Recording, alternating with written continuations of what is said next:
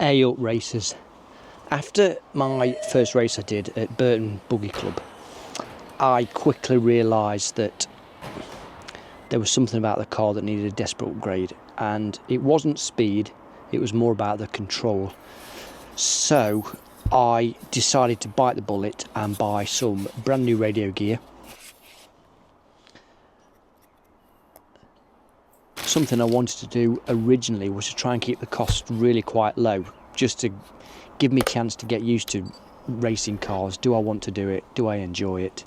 But new radio gear really is quite expensive, and I hadn't really factored in buying brand new radio gear at this such an early stage. However, as Richard put it to me, you buy it and then it sticks with you and it changes from car to car, so it's not really an expense you have to do very often. And that was a fair point. So I bought a few Tarba radio gear. It also meant I got to buy an electronic speed controller and a new servo for the front steering, so cue the dismantling of the old Mardave. A fairly straightforward procedure, it's only held together with screws and bolts, and I won't detail all of that because some of it entailed some DIY modifications to both the chassis, how to mount the servo because there was no holes in the chassis for that, and how I'm going to mount the speed controller. And I bought a transponder, which means you can do lap counts as well then. Where to mount all of that, where to mount the receiver that was all brand new.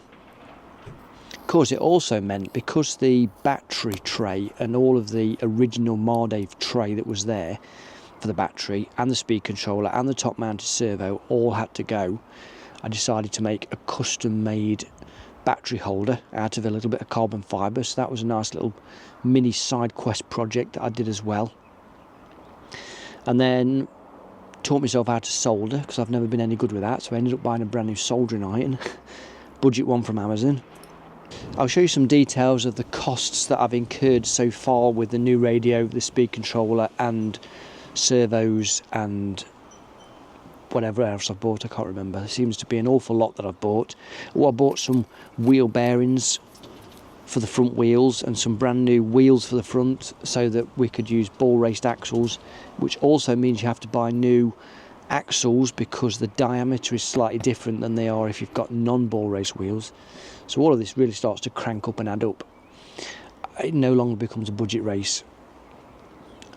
I collect Lego, so I decided I'm going to have to sell some Lego in order to fund it, because the Lego has already been built.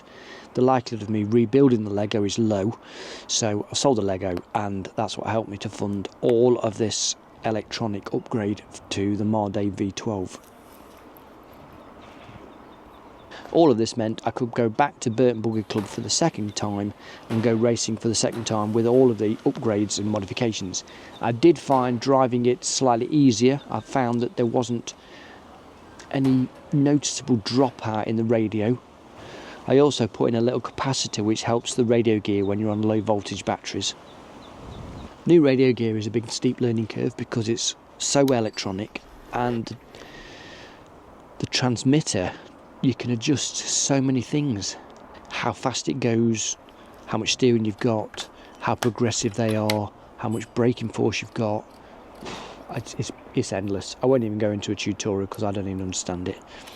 Suffice it to say, with the modifications that you can make to the radio, it means you can get it to suit the style of driving that you get used to, I believe, because I'm not there yet. That's just given a little bit of detail of the upgrades to the Mardave so far. If you can, why not have a go at radio control car racing? And I'll see you on the back of the grid.